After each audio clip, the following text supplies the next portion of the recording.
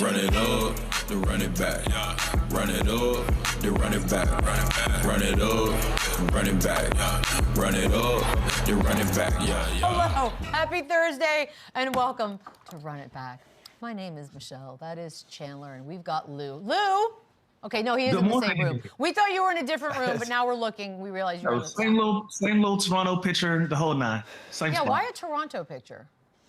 Well, if you see the wall, it's a picture of every city that I've played in all the way down the wall. I love Show that. us. Yep, Show us. Pan the room. We're not doing anything tonight. I would love you to pan that room right now. Okay, no, let's get into it. We have to get into it. Guys, you know exactly where we're going to start. We're going to start at the end of this game last night because it was insanity. Now, of course, Warriors lose. That was a big one. We'll get to Steve Kerr. We'll get to all of it. Rockets headed to Vegas. There were 10 lead changes in this thing, 6 ties. Şengün with 26 points. Jalen Green had 12, 4, 3 assists, 3 steals. I can't even get it all out there. Steph Curry with 19 and 5. Kuminga, he had himself a 20-point night, 7 rebounds. But the end is where we need to concentrate because honestly, it was a little bit wonky. And if you ask Steve Kerr, he's never seen anything like it. So here we go. Curry misses the 3. Awful 11 shot. seconds left. Okay, so we'll start. That's a bad shot. How about Gary Payton then gets the rebound, tries to pass it. Jalen Green intercepts it. Fouled by Jonathan Kuminga, and we'll get to the reaction, of course, on that in a second. But let's just talk about how this thing ended. Chandler, your thoughts as you're watching this. Well, there was a lot of things wrong with this play. First of all, the Steph Curry shot, he's too mature. He's been in too many of these situations to let that rip that early. He could have just let the clock go down and have a 3-second difference and not have, you know, the Rockets have so much time to go and get a look. Obviously, he created some space here, but he can do this at any moment of the game. Right? So it's like settling for that shot with that much time left was bad to start. Then I agree with Steve Kerr.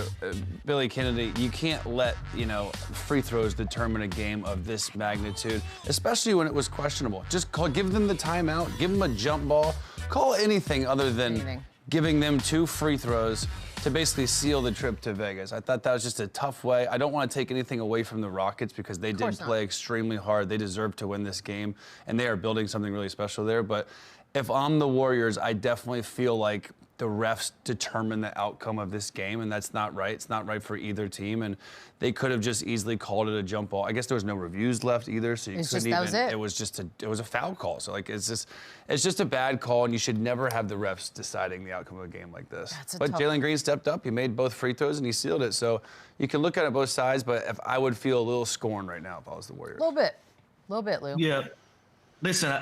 Horrible call, but you know I'm gonna give the referees credit, even from the Knicks Atlanta game, from what they did. They allowed these guys to play. You know, in this game they allowed them to play for about 47 minutes and 56 seconds. You know, you know that one play right there that looks like a loose ball to me. You let these guys decide it. You know, sometimes the referees can also overcorrect.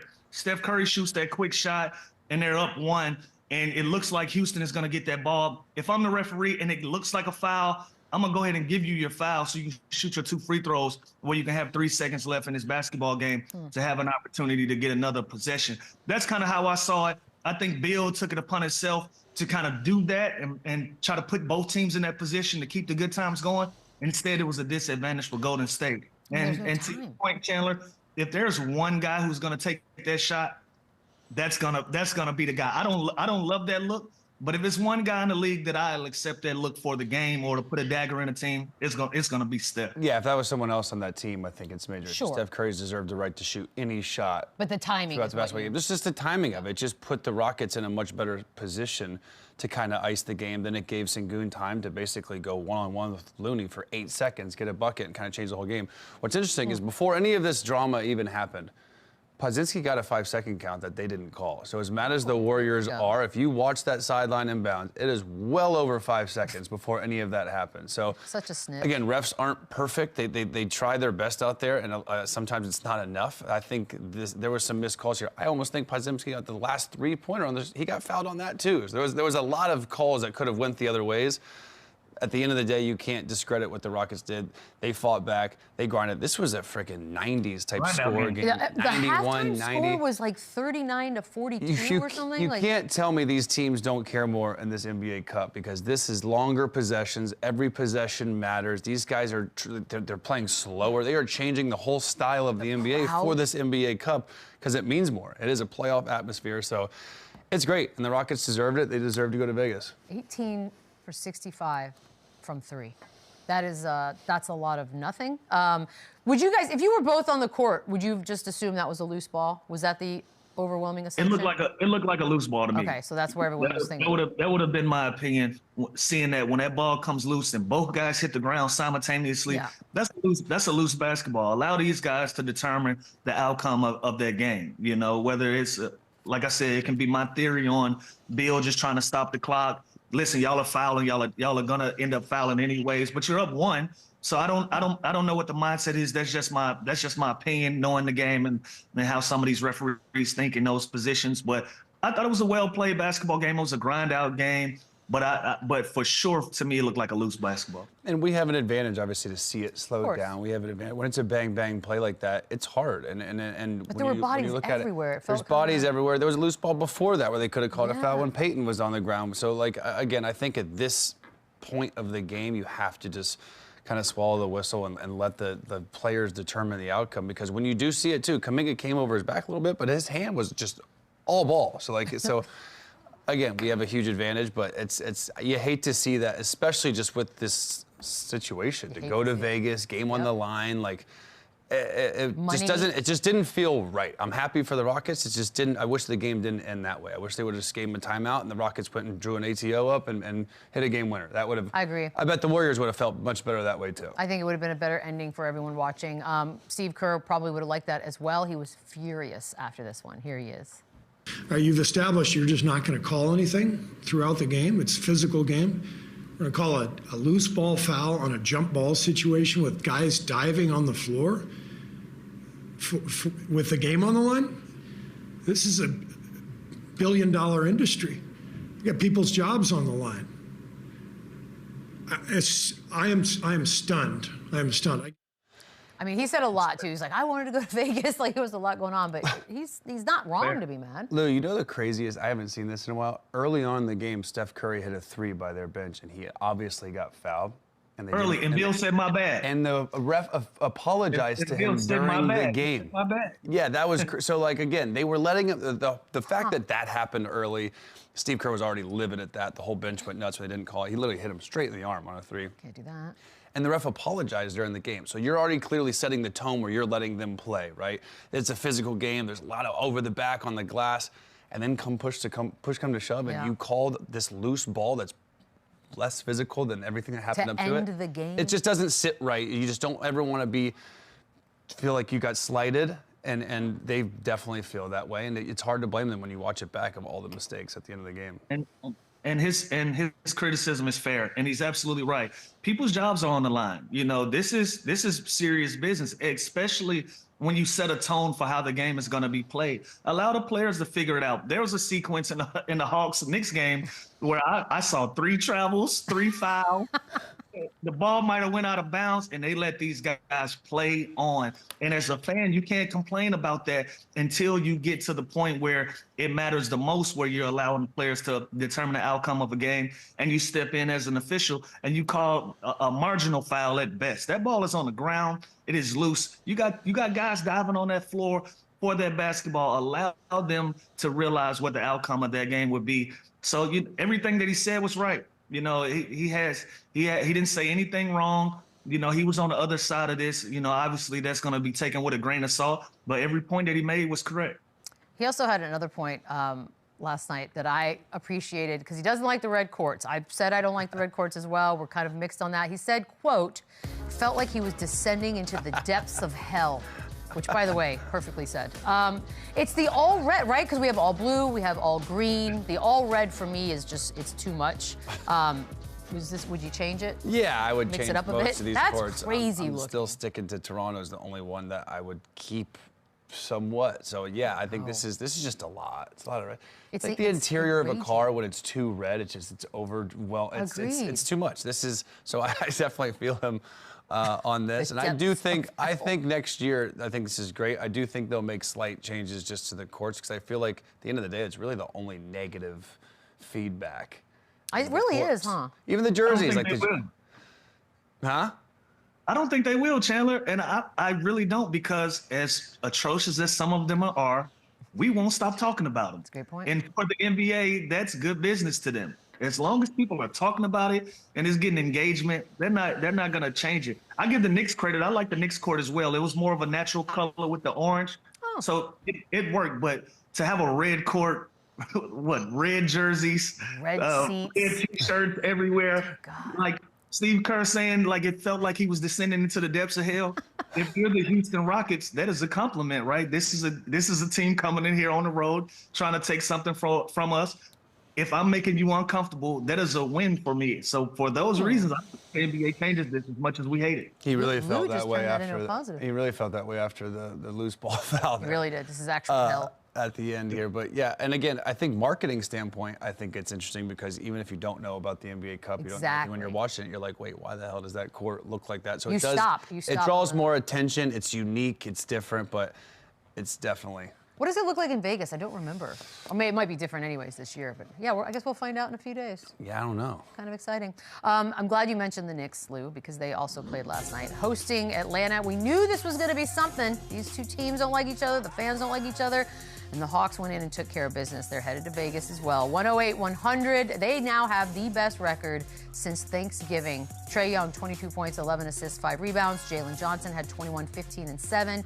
DeAndre Hunter with 24 points off the bench. Cat had 19 rebounds, 5 assists, 3 blocks. They basically walked in, walked out, headed to Vegas, looked like they were on every level, just out hustling, outdoing the Knicks, especially in the second half, Lou. You had the Hawks winning this one, so what'd you see? No, okay, here we go. No, listen, I'm all in. I told you I was a part of the beginning of this rivalry that's starting to bud out, for the Knicks and the Hawks, and it's exciting, especially for Atlanta. And what people have to realize, the New York Knicks, they have 5 or 6 different rivals, whether it's the Boston Celtics, Los Angeles Lakers, Philly, so on and so forth. Atlanta is still establishing who their rival is. And so to have this much attention on the Atlanta Hawks every time that they play the New York Knicks since the bubble season, this is a big deal for Atlanta. I know how they were going into this game looking at it, especially Trae Young. Trae Young is one of those players, he gets up by being the villain. He likes wearing that hat. He loves it, especially in a place like Madison Square Garden, where you can go in there and 18 to 19,000 people are chanting F you. That's when he loves it. So give Trae credit. He was the head of that snake last night, but he got a lot of good things from a lot of different places. Rashasha. He didn't have a great night offensively. I don't even know how to say his name the right way down with DCF fly. He didn't have a great game offensively, but he was a glue guy. He was there to defend. Give them credit for Dotson Daniels and mirroring his minutes to Jalen Brunson, making it tough on him. And then you got your bench, right? You got Bogey Bogdanovic coming in, and you got DeAndre Hunter coming in, who are established veterans, guys that have started so many different games in their careers. Now you have those two guys coming off the bench and they're embracing those roles, and you're getting big minutes out of them. Jalen Johnson was another guy. The Atlanta Hawks did everything from top to bottom to give themselves an opportunity to win this game and move on and go to Vegas. And it's a great feeling. Yeah, the Hawks have all these players that are very similar and very versatile. When you look at Rashasha and Johnson and Daniels and Hunter and Bogdanovic, first of all, what a luxury to have Hunter and Okongwu. God, they have some crazy-ass names. Okongwu and Bogey off the bench. Like, those 3 guys are starters in the NBA. That's so the fact insane. that they have those 3 guys off the bench, Jalen Johnson, he's next up for Atlanta. He is a future all-star. He's an absolute stud. And Trae Young, you can't talk about the Hawks without talking about Trae Young. It looks like he is playing with peace. He looks like he is more mature. Like Lou said, he is embracing this whole rivalry and this whole villain thing. You can see some players don't want that kind of smoke. Trae Young loves it. He wants it. And you know what's a fun fact about Trae Young? Oh, Michelle? wow. Here we go. He's been in the NBA 7 seasons. He's been to the playoffs 3 times. He went to the Eastern Conference Finals once. He's never had an all-star teammate. Think about that. He's never had an all-star teammate. So he's done this a lot on his own. People would knock him for trying to do too much, take these bad shots to score. He's been forced to do that. Now he's got the Jalen Johnson, who's an up-and-coming star. Now he's got these pieces around him that are fitting in with him. And it's almost like they're determining a pecking order and just roles that is really helping Trae Young's game thrive. So this team's dangerous. They've showed us already in the beginning of the year they can beat anybody. They've knocked off some of the top teams already. The best team. Kind of reminds me of Indy last year in this NBA Cup, where they're kind of hitting their momentum at the right stride now, and they're dangerous. They're a super dangerous team. The Celtics. They beat the Cavs twice. They beat they're like, good. it's hard to not take them in Vegas against Milwaukee. Like, I'm not betting against the Hawks. I don't think I am either. It's crazy what they're doing. And again, it's because they have that versatility. They have all these guys from 6'6" to 6'9" that can do it all, and they just fit. The moment from, and as you said, he loves it. He loves being the villain. Not everyone's cut out for it. Trae Young very much so is, but he's rolling the dice on the logo, which is brilliant, by the way, as they head to Vegas. 1 to 10. How much do we love it, Chandler? 10. 10 and a half. 11. It's unbelievable. By the way, I love the Knicks, but this is funny. This is the Mecca. This is Madison Square Garden. Everything that goes into this whole rivalry, with him telling the fans to get the hell out of here in Atlanta, to him with the whole series last year and the kind of the beef, the rivalry that started, him doing this, just stamping his ticket to Vegas. Couldn't be more hyped for Trae Young. Couldn't be more proud of him. And again, winning cures everything. This is all just a distant memory of the narrative that Trae Young is this coach killer and he's going to get traded. Like, you win games, you start putting performances like this, and you kind of start gaining respect. All that is just a memory, and all that is just words. Like, continue to win and continue to grow with these guys, and Trae Young is going to be just fine. Kendrick Perkins, I don't agree with a lot of things he says, and he's good at his job, but he said Trae Young's the most disrespected star since Carmelo Anthony. Who said that? Kendrick Perkins. And I agree. What else does this dude have to do? He went to the Eastern Conference Finals. He's been an all-star. He puts up points. He leads the league in assists. Like, what else does Trae Young have to do to get everyone else's respect? That's an interesting one. What do you think about the rolling of the dice? You know, honestly, y'all gonna be pissed off, but I know what this celebration actually means. What does it mean? I'll allow Trae to expand on that. So when I saw it, I bust out laughing because I knew what the backstory was. It's not just him rolling dice on the logo. It has a backstory. He just happened to be at the right place at the right time, and he did it on the logo. But this is you gotta tell us what it is. You gotta tell us. Listen, it's not my place. It's honestly not my place. It's not, but this is funny, man, and just to see these guys, I know, pooper. I shouldn't even brought it up. Yeah. Seriously. Now we're trying to figure it out. Yeah, it's fun to see. It's fun to see, and I love the fact after the game when they asked him about it, then they asked him about this rivalry. You know, he kept it in perspective. Like, this is just competition. I don't actually hate these fans, and they don't really hate me. Like, if the same way that they were booing him and saying F Trae Young when he hits one of those deep bombs. The New York Knicks fans, they're the type of fan base that are gonna clap. They're gonna cheer for that as well. So I was happy to see that. I'm gonna stop. No, that's where they're wrong. I think the fans you're wrong there. I know a lot of Knicks fans. I'm telling you, they don't love them when they're competing. Once it's over with, it's over with. And so for him to take that high road. I don't think he's gonna get. If I go up to a Knicks fan right now, and I know one very well, and I say Trae Young, I promise you the next words out of this man's mouth are F that dude. And if you run into 10 more, there'll probably be 5 more that's gonna say this is like I'm not saying they love Trae Young and nothing like that. Ever. This is competition. This is not real hate. Like, he's not in danger I don't think he's going to get beat up at Carbone tonight. Like, but they're not going to give him water if he's dying of thirst either. I think it's that. But if Trae Young is a free agent, you don't think the New York Knicks will want to put their names in that hat? That's an interesting question, isn't it? Exactly. So this is competition. Trae Young, like, let's be clear. Even though we love this, Trae Young's not the only guy that gets booed when it comes to MSG. He's not the only. I will say this rivalry is not going anywhere though, because reminds me of the college football where they put the flag in the middle, like when this isn't going. This is now the Knicks see this, the fans see this, so now next time he goes, was right there. It's going to be even more unruly than it has been. So again, I love it. Do I think he's in danger? No, but I definitely think that the Knicks feel a certain way about it. I will say this, Chandler. Even when they're in Atlanta, and he told them to take y'all ass home. a lot of those New York Knicks fans live in Atlanta. Like they didn't travel in from New York. We have a lot of transplants from New York City that's in Atlanta that's gonna come to our stadium in Atlanta, and they're gonna boo Trae Young and then still hang out in Atlanta and love Trae Young on every other night that the Atlanta Hawks play besides when they play the New York Knicks. I mean, look, they do chant F Trae Young the entire game. He was asked about it afterwards. Here he is. Speaking of the fourth quarter, we saw you do some skipping, good form. How would you describe your relationship with the New York fans? Oh, it's a love-hate relationship. I mean, I got a lot of love and a lot of hate, I guess, from them, but I got a lot of love from them too, so it's respect. Congratulations, good luck in Vegas. Appreciate it, see y'all there. Another impressive performance from Trae Young at Madison Square Garden. He did skip, which I thought was funny too. He's a heel. Nobody He's a perfect says heel. that. Nobody says that if they don't feel like Chandler. You've played in some places that people hate us. Like, Oh, for real. sure.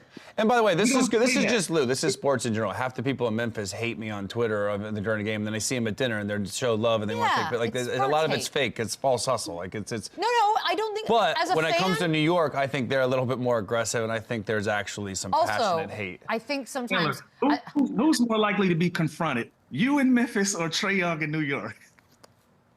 Oof. Probably I don't you. know, man. They hated me in Memphis. Probably me in Memphis. I would think you. Because also, like, New York's got so much else going on. At the end of the day, like Memphis, that was the whole show. But sports hate is a different thing than like just hate, right? Like, I say I hate Correct. players. I don't actually care at the end of the day. They're not in my actual circle of life or whatever, but I do hate them as a sports fan. So Either way, I get think it's it. fantastic for this season. It's I think it's great beautiful. for the league. I think it's great for these two teams. I hope they're great for years, and I hope they play in the playoffs every single year so we see more of this. I know, I was listening to the radio call for a bit before I got home, and Monica McNutt was talking about she's like, I'm not sure if I can call it a rivalry yet. And I was like, you know what? I actually think you can, and it is 100% fueled by Trae Young. As long as Trae Young is there, It's funny a because there's not a rivalry with the Hawks and No, the Knicks. not at all. There's a rivalry with Trae Young and the Knicks. And that's for me is If Trae Young gets traded tomorrow to the Pacers now have a rivalry with the Knicks because it's Trae Young. Exactly. It has nothing to do with Atlanta. wherever Trae Young goes. Yeah. Hey, Lou, do you want to tease us up for when we go to break? Coming up next, Jimmy Butler. Will he end up in Phoenix on Run It Back? Thought he was joining the show. Run it up, run it back. Spicy hot headlines. Oh, the Jimmy Butler stuff it's heating up. So Shams, we miss you, buddy. He reported yesterday that the Suns now are one of Jimmy Butler's preferred destinations if he were to be traded. Let's just start there, plain and simple. Do you think that Phoenix would be a good fit for Jimmy Butler? I think on paper it sounds good. I think defensively he obviously brings a presence that they don't have, but I don't. I think it's a lateral move. I think with Devin Booker and Kevin Durant, I think the more spacing, the better. And I think Bradley Beal is a much better perimeter jump shooter than Jimmy Butler. So I think that's kind of a lateral move. It does give them that toughness. It gives them that edge, that experience of a guy that's been there before. But I don't think him to the Suns kind of moves the needle to a good team, to a contender. And that's no disrespect to Jimmy Butler. I think it's more fit. I think there's other teams on this list where it makes more sense, where they're building something where he can go and have an immediate impact now. Also, financially, I don't know how realistic it could work for him to go to. There's a lot going on with the Bradley Beal deal. There's two no trade clauses in the NBA. I guess it's LeBron and Bradley Beal. Exactly. So it's like this, I guess, would make sense numbers-wise. That's interesting on these other options. I don't know what would be willing to give up, who would they want to give up. But to me, the Suns, if this trade happens, I don't automatically go, oh yeah, Suns got better. Like I don't know. You know, I mean, I think it's a lateral move. I don't love this one. How do you feel, Lou? And we'll get to the other teams that are on the list as well. But for Phoenix, yay or nay? I would have to agree with Chandler. I'm thinking about it, and obviously Bradley Beal will be involved in one of those things, but defensively he would help. But again, when it comes to the Western Conference and where this league is going with all these three-pointers, you want guys that can be able to shoot and space the floor. So will he tighten up some things for them on a defensive end and give them a presence? Absolutely, but where does he fit in offensively when they come down the court and they got to play half-court basketball? Where does Jimmy Butler fit in Phoenix? So, for those reasons, I don't like it. Like I said, you already have a guy there in Bradley Beal. Like, why would you shake the tree when he still hadn't even found his footing yet? Like he's still trying to find ways to impact games and be the Bradley Beal that we know as of late. Right now he's averaging 17 points a game. That's a low for him. since the beginning of his career. So why would you kind of mess with that at this point of the year, or even just trying to find that big three out there in Phoenix? So I agree with Chandler on this one. I don't love it. So the 4 teams now that are on the supposed list that he'd be cool with are obviously Phoenix, Dallas, the Warriors, and the Rockets. Lou, you first. Which one of those makes the most sense? Give me the Rockets.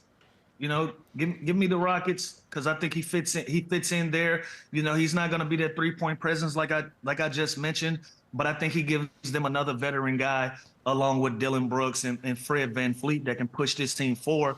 And their whole MO is about toughness, right? You know, Ime Udoka is trying to create toughness around this team. He's trying to create an identity, and I think Jimmy Butler will be one of those guys that can come in and plug in and be beneficial to what the Houston Rockets are going, and vice versa. Yeah, I love the Rockets move, but also, like, they have something good going. You know what I mean? I don't like to shake it up when something's good going. And when you look at a team like this, I think Jimmy Butler goes to Rockets. I think he thinks he's the #1 option. I mean, and I think that's not the best situation for Jimmy Butler right now. To me, it's Dallas. I think you go there and there's a pecking order. It's known. This is Luka's team, then there's Kyrie, and then there's Jimmy Butler. And the weaknesses for their team is defense, so I think he can provide them a lot of things and fill a lot of holes that they don't have quite yet. How did they do it? Do they really put in a P.J. Washington? Do they move Klay Thompson already? Whoa. Like, I don't know how Dallas would do it. I like the Houston idea just because that is, like, the culture and the thing they're building over there makes Rockets sense. Culture? I just don't know if he can. Do you believe him? Do you believe he's not going to ruffle any feathers if he gets there and they're on the way up? Maybe at first. The Warriors, I don't. It's like it's cool to maximize Steph Curry the next couple of years and put a Jimmy Butler with him, but I don't think it's like the Phoenix Suns. I don't think that puts them into that contender category. So to me, it's Dallas. I think he would give exactly Luka and Kyrie what they need on that defensive end. I think he makes them much better than he makes the other team. By the way, for the record, these jerseys with the word culture on them, I say no. No? The jersey. What about the hair? Culture. I don't mind the hair. It's a beautiful color of blue. Dallas. But it matches my sweater. It's a hint. He's going to Dallas with the hair. It is. He's giving it away. Oh, Lou, we just solved it. All right, let's move on. What? Kawhi talk? I can't even believe it's happening. Kawhi Leonard practiced with the Clippers on Tuesday. Sounds like maybe possibly a week or two away, but they have 57 games remaining. They are right now at 14-11. Can they?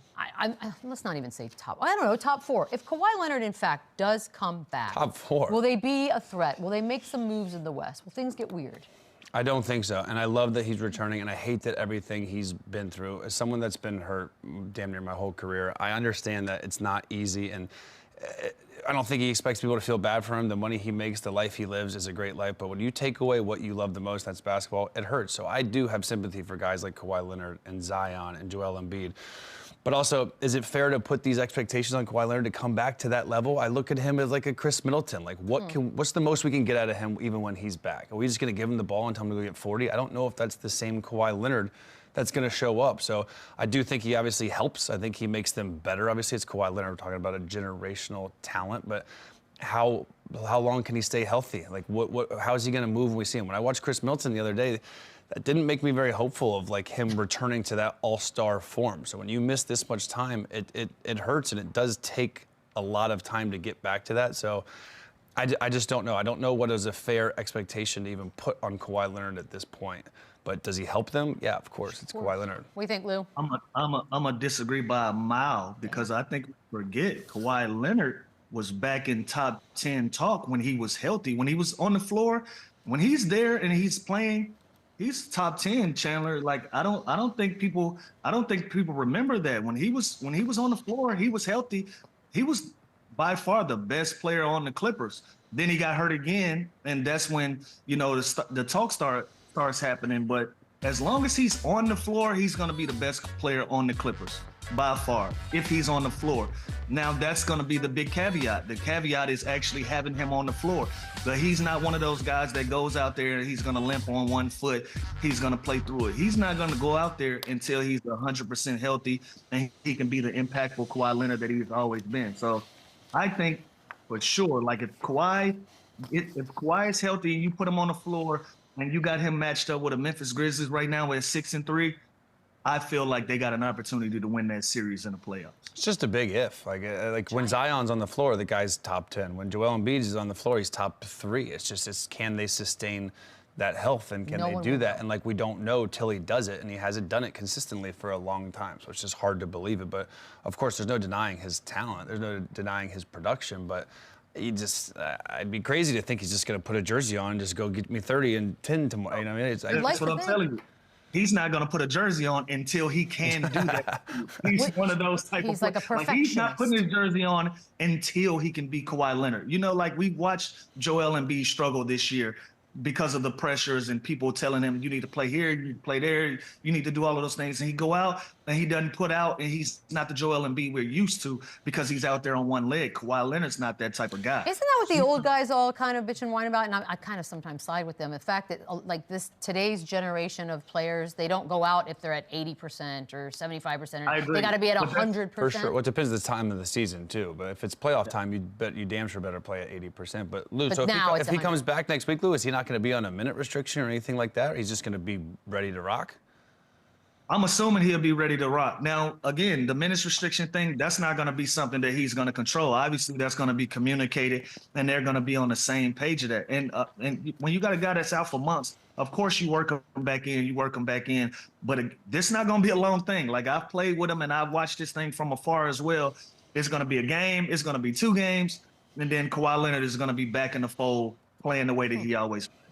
I'll be curious, Lou, what you think about this, because Ty Lue said that there have been nights when he has talked to Kawhi where he is, quote, almost crying that he's let down the team because of all these injuries. Are you buying that he was almost crying? Absolutely. Kawhi gets a bad rap for, he's become the poster child of load management since the San Antonio Spurs days. And even in those days, he was dealing with real injuries. That quad injury is a real injury. His knee right now, those are real injuries. And he's got the reputation that he doesn't care because he doesn't give you a lot in the media. Like, he's not going to go out and defend himself against negative things being said. He's not going to sit down, do a podcast and explain himself and give you an explanation. Kawhi's going to go with the flow of whatever y'all talking about. That's what y'all talking about. So the idea that he doesn't care and he doesn't like playing basketball and all of these things, this foolishness is nonsense. He's one of the hardest working people that I've ever played with. Behind closed door, he cares, he's engaged, he's communicating at halftime when you're trying to make adjustments. He's one of the best teammates that I've had in a very long time when it comes to competition and wanting to be out on the basketball court. So this is fair for T. Lue to come out and defend him in this way because he won't do it for himself. Yeah, I couldn't agree with this more. And again, I went through this and I made a lot of money, and you have that guilt that, like, okay, you're taking up a big contract and a big piece of the future, and it sucks and it eats you up because no one wants to play more than you want to play yourself. And so when you put these expectations in the media and the fans, you're letting yourself down more than anybody else. So it does bother you, it eats you up, because basketball is our life. And again, I don't think anybody's supposed to feel bad for guys making $30 to $50 million a year and playing basketball for a living. That doesn't mean it doesn't bother the shit out of you when you can't go and play it, especially when you can't go and play at the level that you're accustomed to playing at. So you can look on the outside and see, oh, this guy's at dinner, he's got this new hot girlfriend, and it kind of makes it seem like everything's fine, but it's not. It's at the end of the day, you're not doing what you love, and that bothers you no matter what car you're driving or what money you're making. It still sucks. So, like, I hate when people take this and don't feel bad for him like he's not a human being because he's not doing what he loves. Like, it's absolute bullshit. I believe it 1,000%. It eats at him, and it's a tough thing to overcome. That's why a guy like Zion and Joel Embiid, as long as they're doing the right things and training and not being late and doing all this stuff that comes with it that's negative, you have to feel bad for them because this is their life, and when you can't do it, it sucks. I'm glad you threw the not being late. You just threw that one in there. Well, I'm just saying, because then if you hear, oh, this guy's eating like shit, or he's late, or he doesn't care, then it's like, okay, well, he's not doing the proper things to get back on the floor. Kawhi Leonard seems to be doing everything right. He just can't catch a break of good health, so I feel for the dude. Well, if it's true in 1 or 2 weeks, that would be great to get to finally see him on the court. All right, let's do Sixers. Since you threw it out there, they have won 4 of their last 5, I should say. They're only a game and a half behind the final play-in spot there. We'll start with just the team itself before we get to Embiid. But, Chandler, maybe we're seeing the start of a turnaround. We are seeing some Joel Embiid, and he got his first win the other day. What do you think? It's crazy, guys, first win. First win. This is a team that we had high hopes for, and that was all based on health. That was Paul George being healthy. That was Joel Embiid being healthy. Even not playing back-to-backs, playing back-to-backs, just giving him some sort of good minutes. And this is the year to struggle in the Eastern Conference because, again, when they look right now, they're 7-15. They're in the 12th. The teams above them, the Pistons, I think the Sixers are better. The Bulls, I think they're better. The Pacers, the Nets. So, like, they are right there to be able to kind of get in that fold and to make things happen. And if they do happen to get hot for a month, then who knows? That could be a bad matchup for a Cleveland in the first round. Like, that would be pretty devastating to have to face that healthy team come That would suck to lose to Philly after all that. To have Come on. this beginning of the season. So you look at this, and yeah, I think there's room to grow here. I think the teams behind him don't really want to win much more. So they're in a tricky position, but it comes down to health, and it comes down to Joel Embiid. Can he get through this injury? I don't know if he can. I think it's more serious than what's led to believe, but they found something with Jared McCain. He's a stud. Tyrese Maxey's getting healthy. Paul George, with this team healthy, yeah, they have a chance, but they've dug themselves a pretty deep hole. Lou, he had 31 and 12 in the game the other night on Sunday, which, again, it's almost more confusing because you're like, wow, you can do that, but then also you're hurt. Where does the brain go here? Like, what are you thinking about this team? Listen, as long as he's on the basketball court, they're going to have an opportunity to win. And I'm looking at these standings. I like Atlanta. I actually think Atlanta gets in the mix past 7, but from 8 to 11, it's right there. I don't believe, like, they're 2 games behind Brooklyn for an 8 spot. I just don't believe. If you can keep Joel, Paul George, and Maxey on the floor, like Chandler just said, they put themselves back in a position with a good month. This is a week. Like, they can do this in a week's worth of time and be right there in the mix. Like, look at this. Brooklyn, Indiana, the Bulls, and Detroit. I don't trust any of them. I don't trust any of them. I think that the Sixers can walk this down with a great another 4 or 5 game stretch. They're right back in the mix. And don't let it be some of these games coming up, one of those 2 teams where they can gain a whole game off of beating this team. Look at that Heat. They're 12 and 10. They're 2 games above 500 in the 5 seed. Like, there's so much basketball to be played. There's so much time left. It is, but I'm not trying to be negative. I'm trying to turn a new leaf and be a very positive human being. But I just feel like we're heading towards a Groundhog Day situation where Joel Embiid is concerned. For sure. And it has nothing to do with him. It's not his fault. It's a body issue. It's an injury issue. I think going out there and scoring 31 is awesome. I also think if you're a fan of this team, you're probably more confused now than you've ever been because you're like, I don't know what's going on here. Yeah. You're not well enough to play consistently, but then you do go out there and you drop 31. What? Well, who knows what I think he's doing because he's exhausting all options to get out on the floor. And I think, God knows what he's doing with injection-wise, if he's doing PRP, if he's doing, I talked to him. I told him to go to Germany during this break and do the Kobe shots. Like, you would think he'd be doing every single possible thing to get back on the floor. And he looked great his last game. And people forget, just like we forget how good Kawhi Leonard is when he's out. Joel Embiid was the best player in the NBA no longer than 2 years ago. So, like, let's not forget how dominant this dude is and how much hope they had coming into this season. They had a Paul George. Tyrese Maxey is on the rise. They now have this stud rookie who was the 16th pick in the draft. What a steal Jared McCain was. So they have something there. It is just, like everybody, it is all health, and it's all dependent on Joel Embiid. By the way, right now he's the favorite to win Rookie of the Year, Jared McCain is. I think he's just been a fun person to sort of watch and on the court, off the court, what have you. Crazy, Lou, that he finds himself in a situation right now on a team with legends and Hall of Famers where it's like, man, there are going to be days where it's kind of you, buddy. Like, what's that like, and what are you looking at when you see Jared McCain? I got to give him credit. That is a tough fan base to play in front of when you're a happy person and you like dancing and some of the things that he enjoys off the court. That is a hard fan base to please. Come here. He's accomplished it. He's done it. He's got the Philly faithful on his side, all things considered. Give this kid credit. He can absolutely flat out play basketball. I think he's gonna be the Rookie of the Year, and he's gonna be a pivotal piece in, the 76ers crawling back into this race. Just the way that he plays, the pace, him finding his spots, and just the temperament of how he goes about his business. Like, this is a very, very mature kid, and he's been an absolute bright spot for this Philadelphia 76ers team. But I got him for sure like a runaway Rookie of the Year pick right now. Yeah, I love it. I love it. Paul George even said, like, it's crazy, but, like, Jared McCain can't be our best player right now. And he has been. He's been pretty much since he's gotten put into this rotation. And it'll be interesting to see, like, how much the TikTok and the dancing stuff goes when he doesn't play good. Like, are they going to, like, you know what I mean? So I think this is great. I think he is being exactly who he is. Yeah. And he's embracing that. Got Kyle Lowry at a TikTok. And Philly has embraced it. And again, this is the new world. Like, this is something we're going to have to get. But he's chiseling away at like this testosterone, machismo. He's painting his nails and he's dancing and he's gonna go get 30 on your head. So as long as he's producing and he's playing good, I don't think any of that outside noise matters at all. Get him. Hey Chandler, he's won already. They don't care. 100%. He's played well enough. He's fine. He has good credit in the. I'm telling you, listen, these are people that snowballed Santa Claus. They don't care about no. I'm gonna need you to. Yep. Yeah, I'm gonna need you to be quiet, Lou, just for 1 second. We got.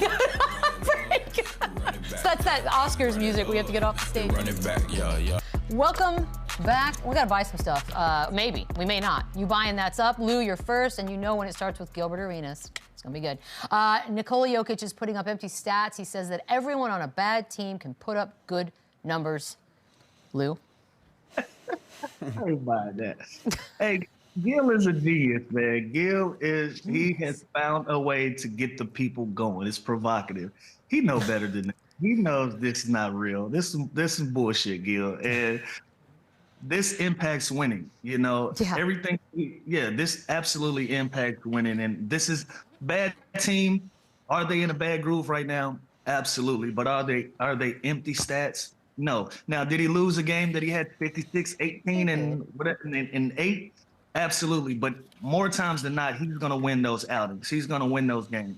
Gil, I ain't buying, but I know what you're doing. I know what you're doing. Didn't Jokic also have like 48 not that long ago and then came out of the game instead of just staying to get the 50 so you could have that on your list? You know why, you know why you shouldn't buy this is because there's a lot of bad teams and no one else is averaging 32, 14, and 10. So I couldn't disagree more. Nobody in the world, even on bad team, good team, is putting up the numbers he's doing. Crazy. So Jokic is a generational talent, top 5 center of all time already. And this is the first year we've kind of seen their team not win as many games and not win at a level, so it's easy to point at that. But the dude's averaging 32, 14, and 10. Like, just stop. No one else. There's a lot of bad teams. No one else is putting up those numbers. Nope, not going to happen.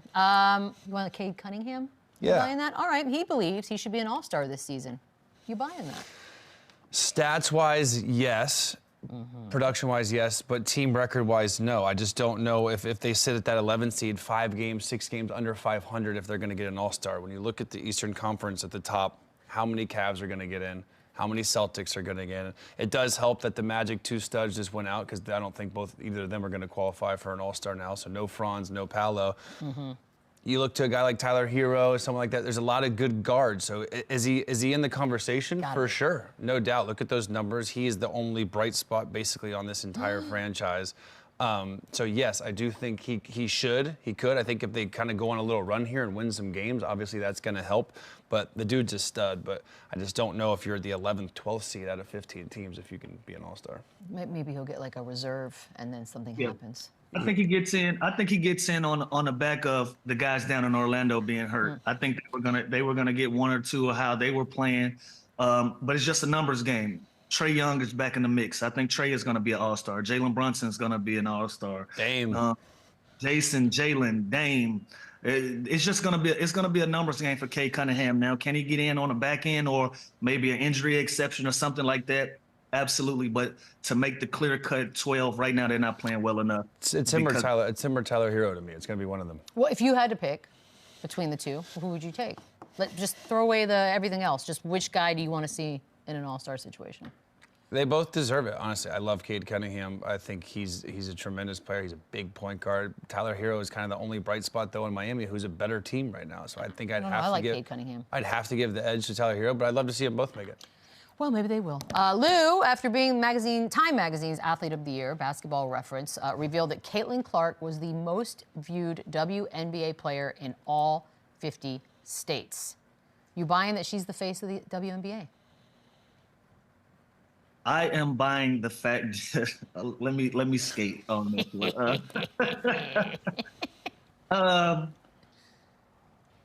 I'm not buying that. No, Okay. I'm not buying that. I still think that belongs to A'ja Wilson. A'ja has done a tremendous job of being a champion, being an MVP, doing all of these things. And now her visibility is going up. You're starting to see her in commercials. A lot You're of them, starting to have a lot of these different stop, Chandler. You're starting to see Can you a lot see of Chandler? Can you see me? Can you see Chandler? I can hear oh, him. because for sure. yeah, you can see him. It's even worse if you can see him. Yeah, I can see you, but I There's can eyes hear you. everywhere in here.